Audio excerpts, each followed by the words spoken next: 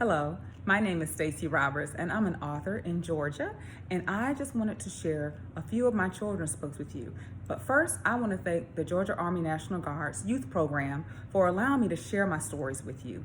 I have 3 books. The first one is Boomer Be Nice, which has a focus on anti-bullying. The second is Roscoe's Rescue, and that one focuses on first aid and safety.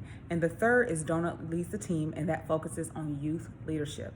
Now, each one of these books has a special lesson, and the first one I'm going to share with you is, I think out of all 3, probably has a little special place in my heart because it was my first book that I wrote in 2015, that I had published in 2015, and it is called Boomer Be Nice. And I'm going to share the story with you, and then at the end of each story, I'm going to tell you how you can receive one of these books from the Georgia Army National Guard's youth program. So let's start with Boomer Be Nice.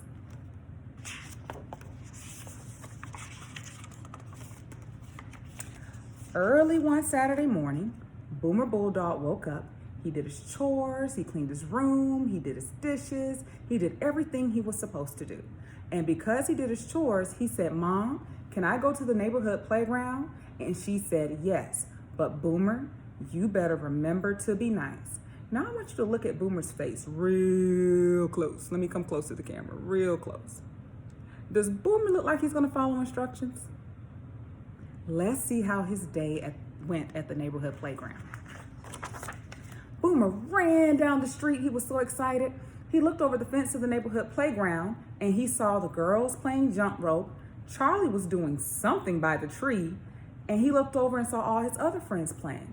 And he said, I'm going to have some fun today. So first he went over to where the girls were playing jump rope, and he heard them counting, 98, 99. And he said, "What are you doing?" They said, "We're playing jump rope, and Abby's trying to hit her record and break her jumps." He said, "Break her record like this," and then he pushed Abby right before she got to 100. The girls said, "Boomer, be nice," and they got their jump rope and went to the other side of the playground. Was that nice? I don't think so. Next, he went to where Charlie was collecting crickets, and he said, "What are you doing, Charlie?" He said, "I'm collecting crickets for my science project." Boomer said, "Can I see your jar of crickets?" Charlie said, "Sure." As soon as Boomer got the jar of crickets, he opened the lid and let all of Charlie's crickets out. Charlie said, "Boomer, be nice." And he collected his empty jar and went to the other side of the playground. That wasn't nice, was it? Next, Boomer went over to where the girls, the twins, were playing in the sandbox. He said, "What are you doing, twins?" They said, "We're playing in the sandbox, but we have to be careful because we just had our hair done and we can't get it dirty." Boomer said, "Dirty like this?" And he picked up an entire pail of sand and dumped it on the twins' head. They screamed and cried and they said, "Boomer, be nice." And they got their empty pails and they went to the other side of the playground. Boomer's having a hard time, isn't he? Next, he went to where the boys were playing on the blacktop and they were playing a game of basketball. He said, "Ooh, can I play?" Now, they had seen how Boomer had been behaving, and they said, "Boomer, you can play, but you better be nice." And so they let Boomer in the game, and as soon as Boomer got the ball, he threw it over the fence. The boys yelled, "Boomer, be nice," and they were upset, and they went to the other side of the playground. Boomer just snickered to himself, and then he went over to where the boys were drawing on the blacktop. He said, "Roscoe, Bill, what are you doing?" And they said, "Oh, we're just drawing chalk pictures." And then Bill smiled, and Boomer saw that he had a missing tooth, and he started picking on him and laughing at him and teasing him. And Roscoe got upset, and he said, "Boomer, be nice. Everyone loses their puppy teeth." He got Bill and his chalk, and he went to the other side of the playground. Boomer laughed and laughed and laughed and laughed at his mischief. And then he started walking around his side of the playground. First, he went to where the girls had been playing jump rope. They were gone. Then he went to where Charlie had been collecting crickets by the tree. Charlie was gone. Then he went over to the empty sandbox. The twins weren't there. Then he went over to the blacktop. No one was there. And then he kind of wandered over to where the boys had been drawing chalk pictures. They were gone. Boomer realized he was all alone. Boomer sat down and pouted, and he was sad. And then his mother came down to check on him. She said, "Boomer, what are you doing?" He said, "I'm sitting here by myself." And she said, "Where are your friends? And why are you sitting by yourself? What's going on?" Boomer had to tell her what he did and the mischief he caused that day and how all of his friends didn't want to play with him anymore.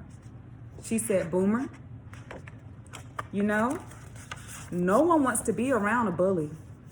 No one wants to be mistreated. No one wants to be teased. If you want friends, you have to be kind and nice." Boomer said, "Mom, I understand, but now all of my friends are gone." But mommies know a lot, don't they? She said, "No, Boomer, there's a way to fix this.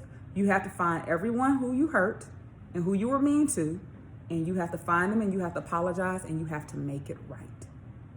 So Boomer said, "Okay, Mom, I will." Boomer got up. He went to where the girls were playing jump rope by themselves again, and he said, "Girls, I'm sorry. Please forgive me." Do you know how he made that right?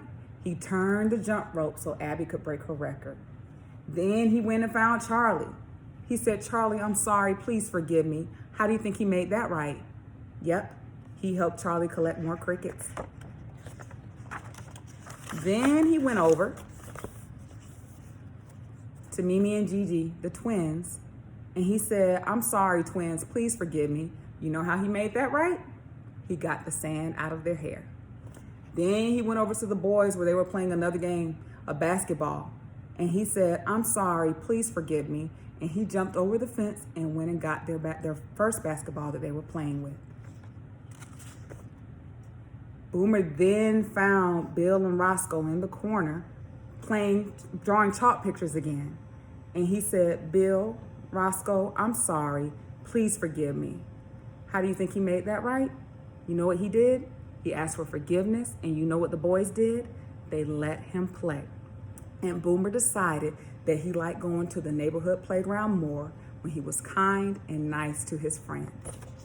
That's the end of Boomer Be Nice. Now, guess what? You can get a copy of one of these books. Boomer Be Nice, Roscoe's Rescue, or Don't It Least the Team, which we're going to read a little bit later. Now, to get these books, to get Boomer, you have to do something special. Now, to the Georgia Army National Guard Youth Program, you can do a few things as far as anti-bullying is concerned. You can send in a video, draw a picture, do a book report on anti-bullying. You can do a book report on Boomer Be Nice. You can take a picture of you doing something kind and nice with your friends and family. Are you doing a good deed? And you can send these in and get a free book for your own personal library. Isn't that fun? So thank you for listening to Boomer Be Nice. And later on, you can listen to Don't It Least the Team or Roscoe's Rescue. Bye. You have fun.